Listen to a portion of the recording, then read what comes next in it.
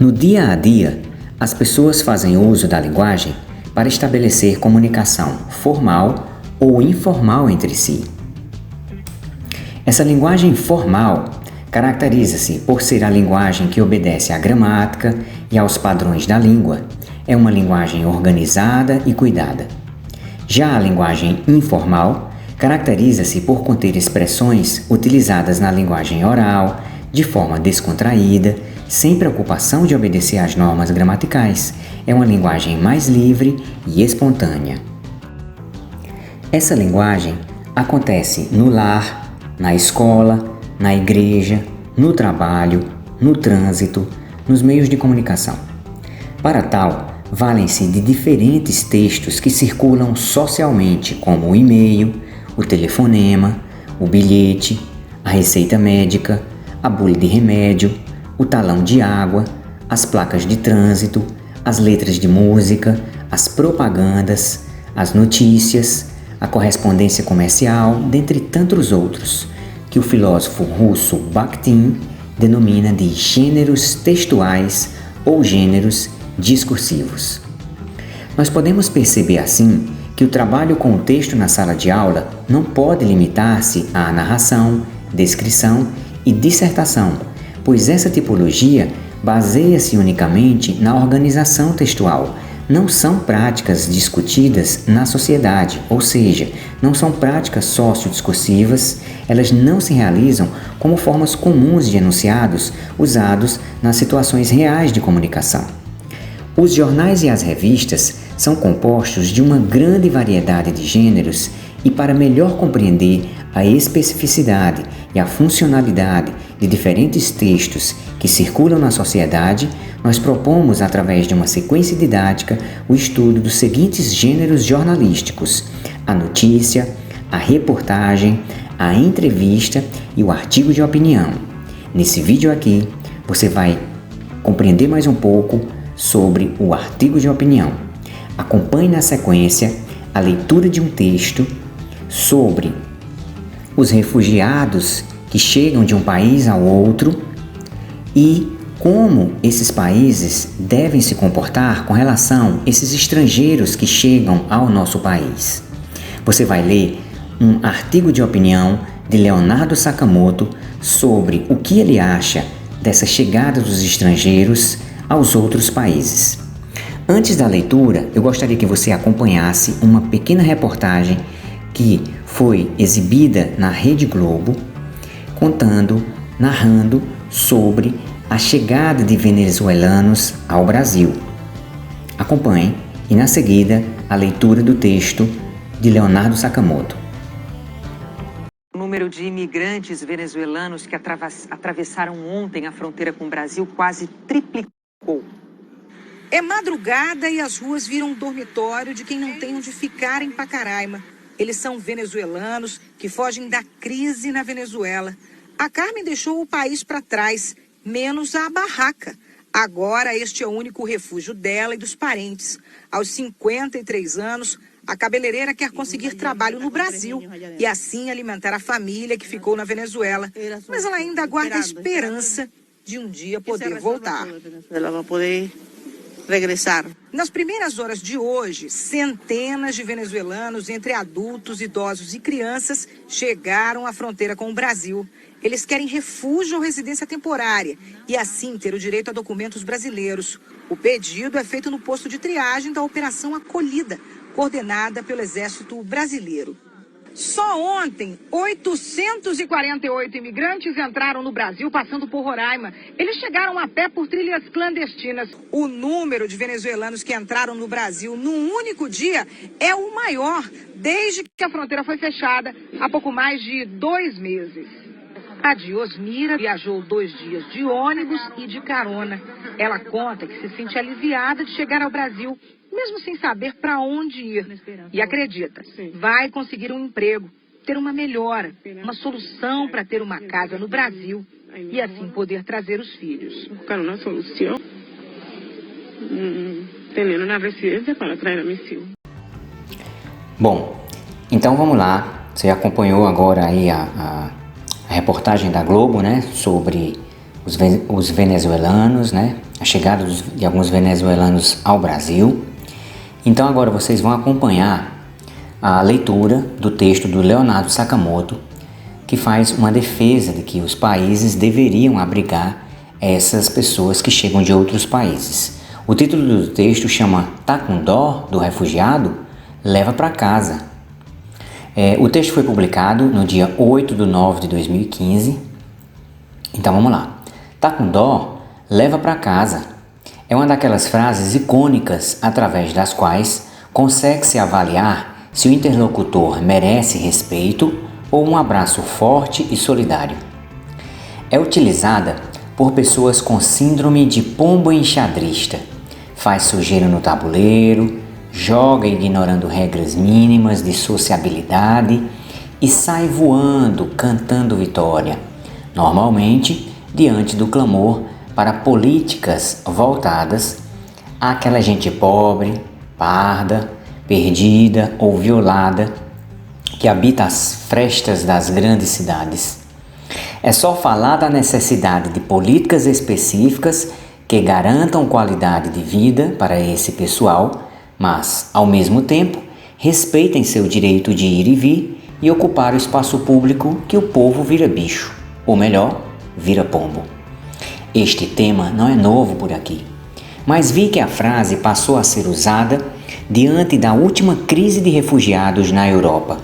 Gente empregando-a para negar a necessidade de acolher refugiados não só da Síria, mas da Ásia, África e América Latina. Querem trazer mais deles para o Brasil? Coloque-os na sua casa. Não viu esse tipo de coisa na sua timeline? Acha que o mundo é só solidariedade? Culpem o algoritmo de sua rede social que te colocou numa bolha cor-de-rosa. O mundo lá fora, minha gente, é Flix.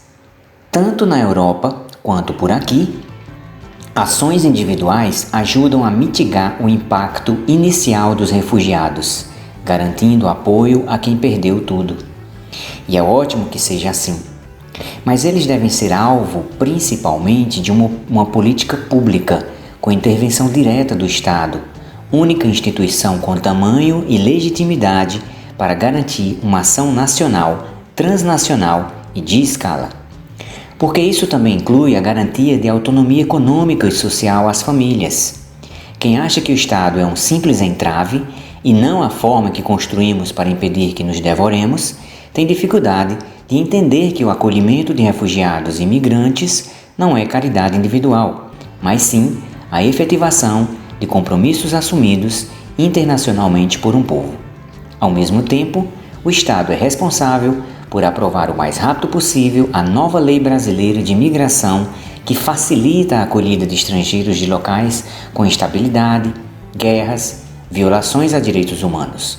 O projeto, já aprovado no Senado, que está em análise na Câmara dos Deputados, PL 2516 de 2015, repudia a xenofobia, tendo um caráter mais humanitário que o Estatuto do Estrangeiro atual, um Walking Dead, morto, mas segue aí, atrapalhando.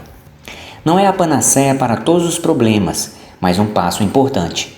Migrantes geram riqueza para seus novos países, mas a narrativa é de que são custosos para o poder público.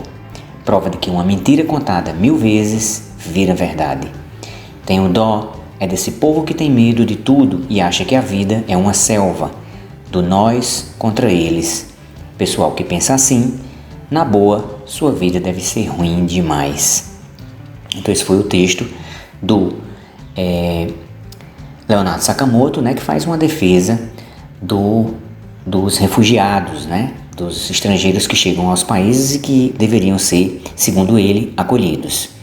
Você pode encontrar textos na internet também que têm uma opinião contrária, né, de que os estrangeiros não devem ser recebidos e que eles devem tentar resolver os problemas sociais deles nos seus próprios países, né? Então você deve procurar textos que argumentam também o contrário, para que você possa balizar o seu pensamento, tanto em textos que são a favor, quanto em textos que são contra. Bom, agora na sequência, pessoal, eu vou mostrar para vocês uma estrutura de argumento que foi criada por um filósofo inglês chamado Stephen Tomlin. Essa estrutura é apenas para que vocês possam perceber os pontos que vocês devem pensar antes de futuramente vocês virem a escrever o artigo de opinião de vocês.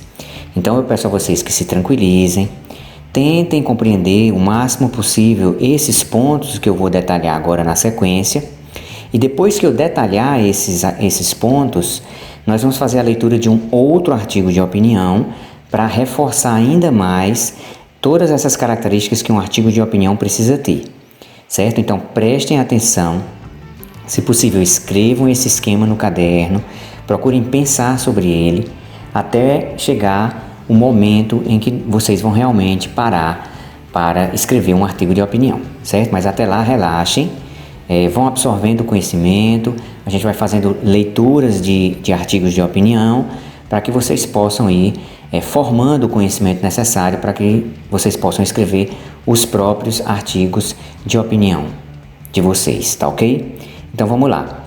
Esse esquema é o seguinte, vocês estão visualizando aí na tela as letras, né, D, M, C na linha de cima e embaixo as letras J, S e R. Lembrando e reforçando que esse apenas é um esquema de uma estrutura de argumento para que você possa pensar sobre como escrever um artigo de opinião, tá ok? Então vamos lá, o D equivale ao conjunto de dados, ou seja, aquelas informações que você precisa ter para poder defender uma determinada opinião. O M quer dizer modalizadores. Os modalizadores são palavras ou expressões que são utilizadas e nas quais você vai entender, vai pretender levar o leitor a aceitar a sua opinião, certo? Então essas palavras e expressões elas vão variar muito de acordo com os textos. O C é a conclusão, né? Aquele momento que você vai fechar o seu texto, é o momento final, o momento chave. E aí nós temos o J, que são as justificativas que você vai utilizar, o suporte, que é justamente como o próprio nome diz, o suporte que você vai utilizar para balizar, para dar um fundamento às suas justificativas. E o R é de refutação, ou seja, quando você tem uma opinião, você pode ter certeza que tem pessoas que têm uma opinião contrária. Então você precisa usar argumentos no seu texto que façam uma refutação a esses argumentos que são contrários.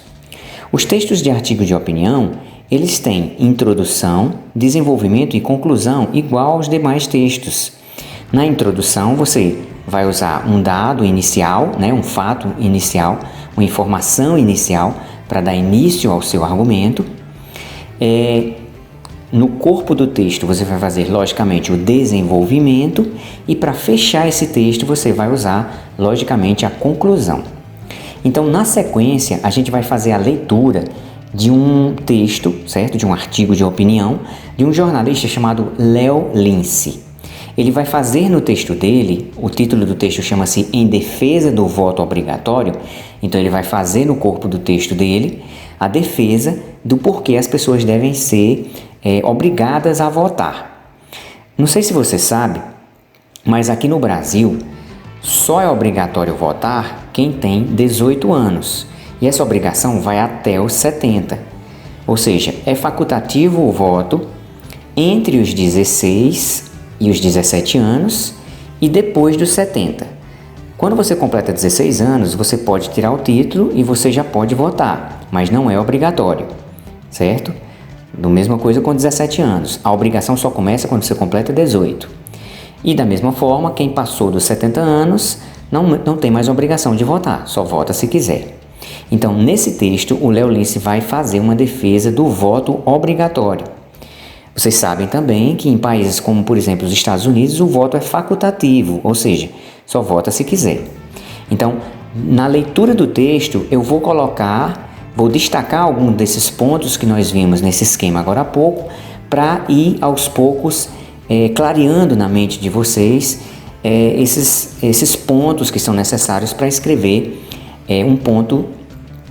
um argumento de opinião defendendo um ponto de vista, tá ok?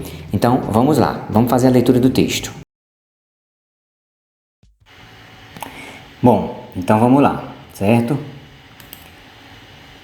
Vamos começar a leitura do texto Em Defesa do Voto Obrigatório, do jornalista Léo Lince.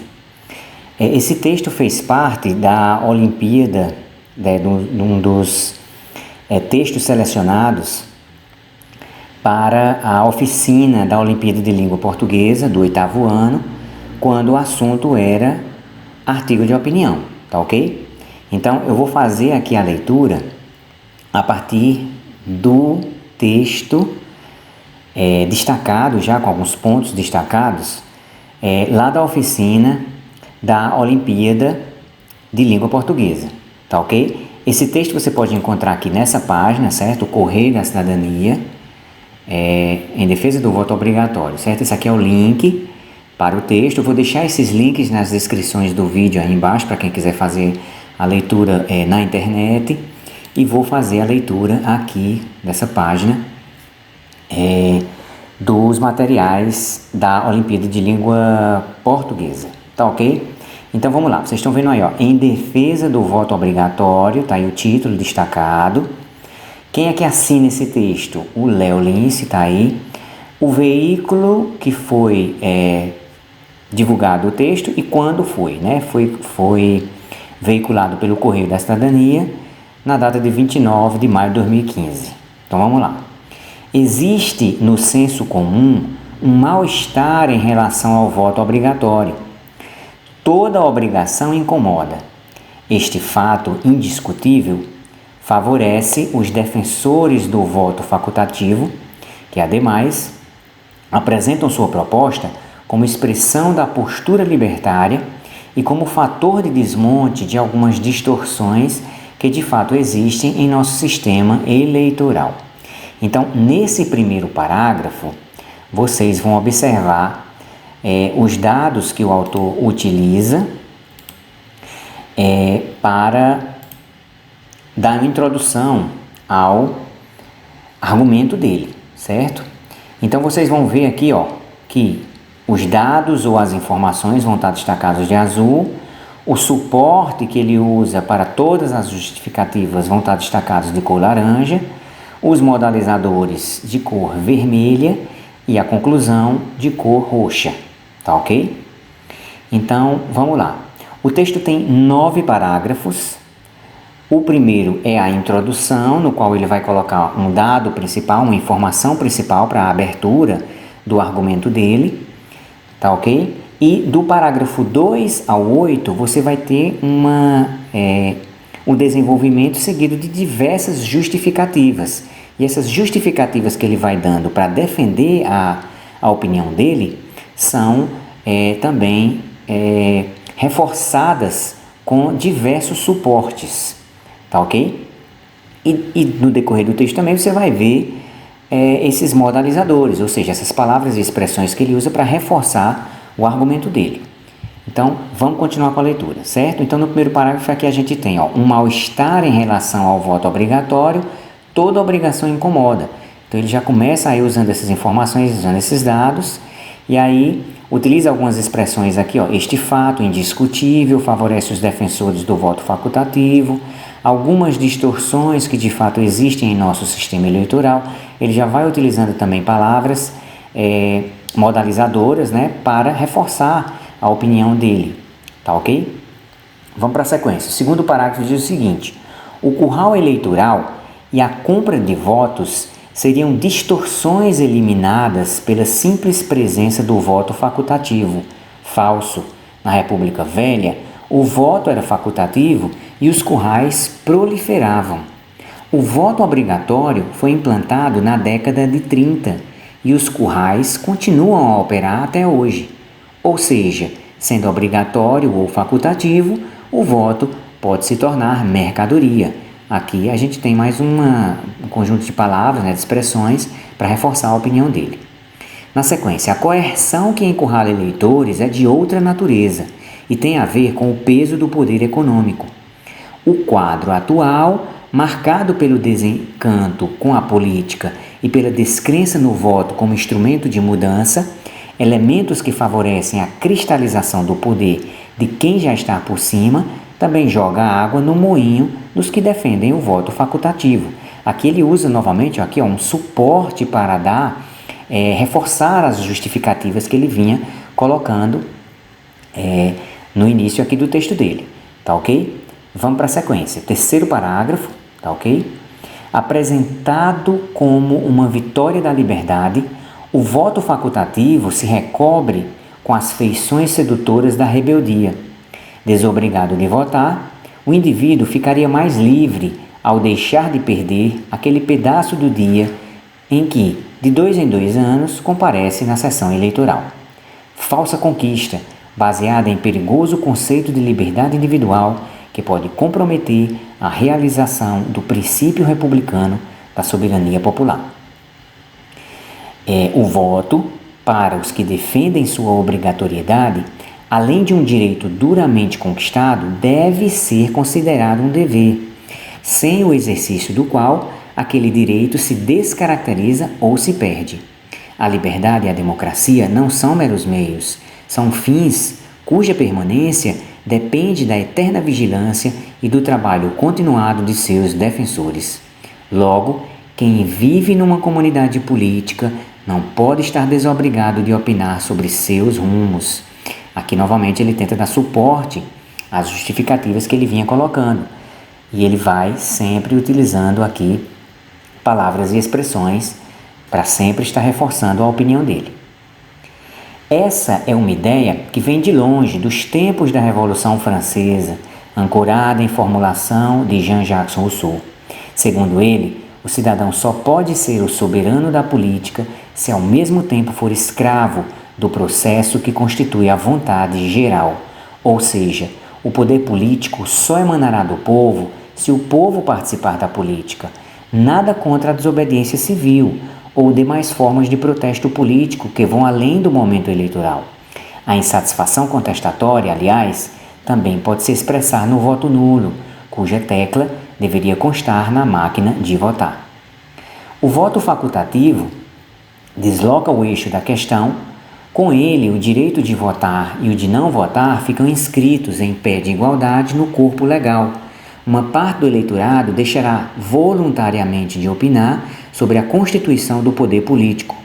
O desinteresse pela política e a descrença no voto serão registrados como mera escolha, sequer como desobediência civil ou protesto. A consagração da alienação política como um direito legal interessa aos conservadores, reduz o peso da soberania popular e desconstitui o sufrágio como universal.